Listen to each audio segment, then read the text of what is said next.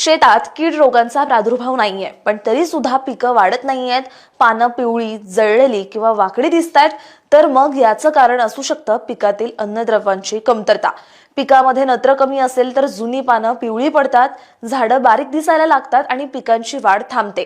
तसंच पानं जांभळी, गडद हिरवी, मुळं कमजोर आणि फुलधारणा कमी व्हायला लागली की समजायचं पिकांमध्ये स्फुरदची कमतरता निर्माण होतीये.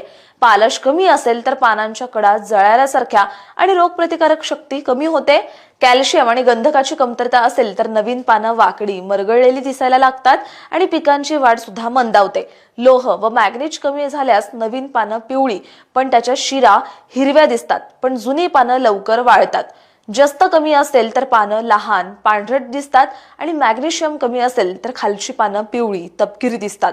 बोरान, तांबे, मोलिबेटनम यांची कमतरता असेल तर फुल, फळधारणा घटते. नत्र शोषण